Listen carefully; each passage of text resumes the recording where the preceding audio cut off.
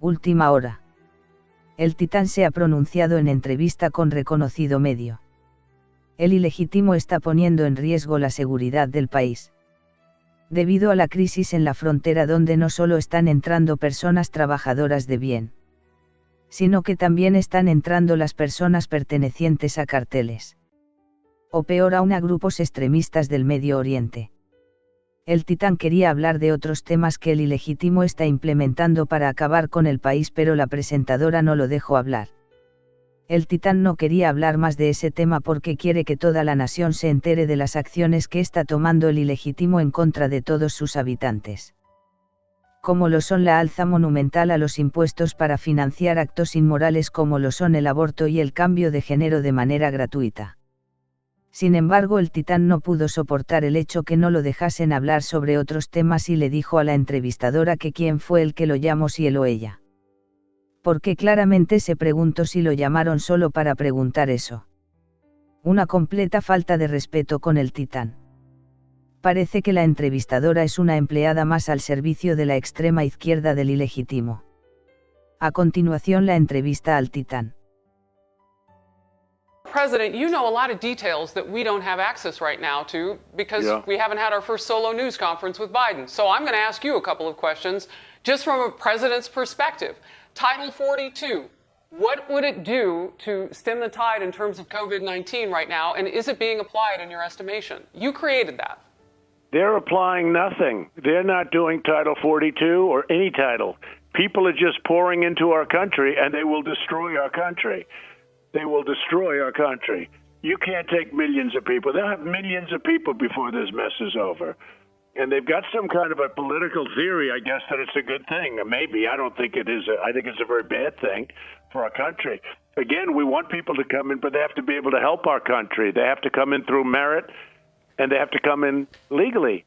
Right now, you don't have anything protecting our country. You have people just flowing through.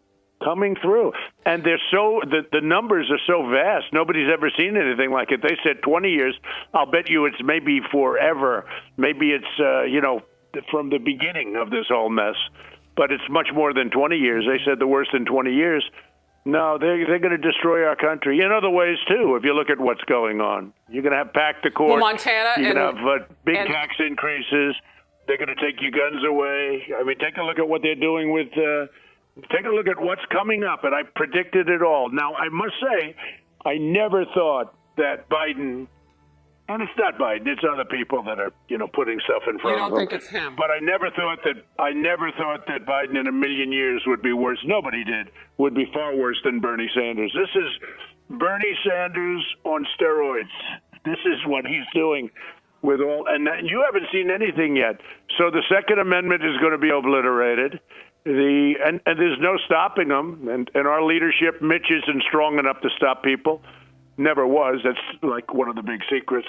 But he had the majority. But now that he's not in the majority, he's not doing his thing. He's not doing what he should be doing.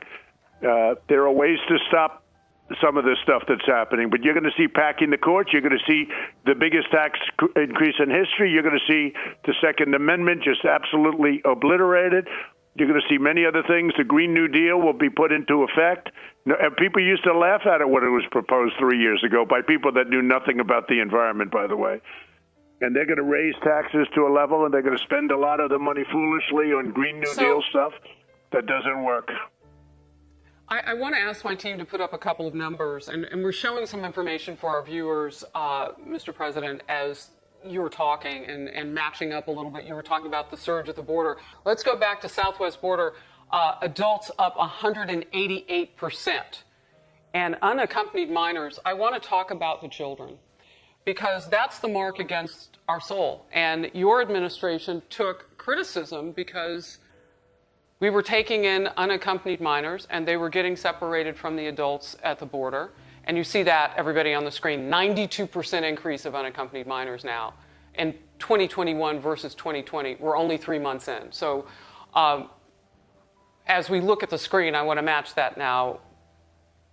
Mr. President, when you look at these numbers, and you look at what wiped away on the first day of President Biden's administration, an executive order. What exactly were you doing that was working better than what we see now? And I understand that people were flowing over now, but there were some things that you did. You had agreements with Honduras, Ecuador, Guatemala, Mexico.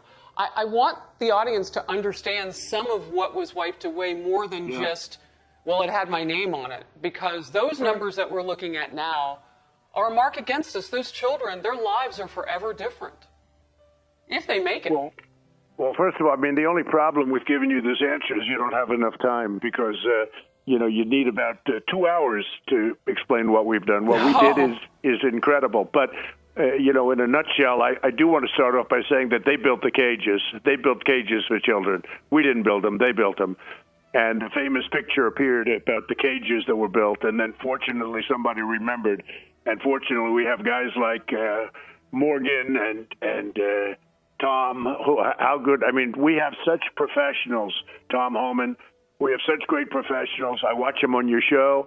They really know their business, and they're, you know, they're not involved in this. They have people that have no idea, but they built cages in 2014, but that was during the Obama administration, and they blamed them on us. We didn't build the cages. They did. Very sad, you know, when they had a picture in the New York Times of children in cages, and it turned out that it was them, and the newspapers didn't want to do retractions, even though now everybody knows that's the fact. But as far as other countries are concerned, so we had Guatemala, Honduras, El Salvador, and others. We were paying those three countries approximately $500 million a year. Who knows what they were doing with the money? You could imagine. They were supposed to use that money for economic development, keep people there. It all sounds good, but it wasn't being used for that. And people were flowing in, and they wouldn't take MS-13 gang members back. They wouldn't take anybody back for Obama. They wouldn't do it. They said, nope, don't ever land your plane here. Don't ever bring your buses here. Don't ever send a boat, nothing. We won't take them back. Turn around. They were turning our people around. They were treating us like amateurs, which is what they were. And so I said, well, they was doing that at the beginning of mine too. I said, so how much money do we pay these countries? $500 million. I said, stop payment. As soon as I stopped payment, all of a sudden they said, we would welcome our MS-13 gang members back into our country. We would welcome. Anyway, I got along very well with those three countries, and really well with Mexico. The president of Mexico is a friend of mine. He's a great guy. Excuse me, because I know I'm going to have to let you go soon, but I want to get this in there. Is that part of what's gone? I mean, is Biden maintaining these relationships? We can't do this without the countries south of the border. In fact, we had some video, and we can go back to Tijuana, Mexico. There are tent cities that have set up on the border waiting to get back into the United States. Yeah. Waiting to all those come people here are going to come flooding in. Right. I kept them in Mexico. By keeping them in Mexico, Mexico becomes much tougher at their northern border because they don't want any more. So I said to Mexico, look, if you're going to do any of this stuff that's bad for us, I'm going to put tariffs on all of the cars that you make for the United States, because before my administration, they stole 32% of our automaking business. The unions don't realize that. You know, the union members realize it, but the heads of the unions that all support Democrats, no matter who they are, they don't realize it. But they took 32% of our automobile business. I said, all those cars that you make are going to be tariffed.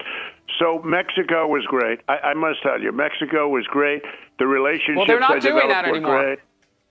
Well, no, I mean, we can tell that they're not doing that They have anymore. a field day. They have people that are rank amateurs. They have people that talk about ideology, but it's not even good ideology. Why would it work? Why are we supposed to take care of the world, and in many cases, the world's criminals? And they're coming over not from the three countries plus Mexico. They're coming over now from Yemen.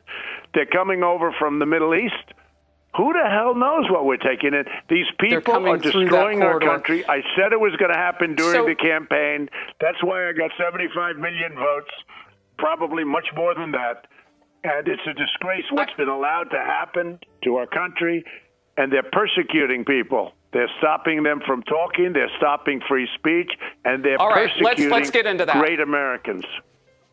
Let's get into that. Now let's get into the fact that as media, we cannot get into this border situation, that there is a lid on us with regard to those facilities. Did your administration ever consider some of the things that the Biden administration is doing, closing down a border? I still don't understand, by the way, Mr. President, how that would even really work if it's so porous the way it is. You can't close it without structure. Well, that's why you needed the wall. But now I've built almost 500 miles of wall, so it's a much easier situation now. When I took it over, it was a disaster. But I built 500 miles of wall, and now, you know, you have vast sections. I mean, you see some openings, but the openings get closed. That's what the purpose is. You have to close them. Suscríbete al canal Tu Mundo Ahora y activa la campanita, así no te perderás ninguna noticia de los hechos más importantes de América y el mundo.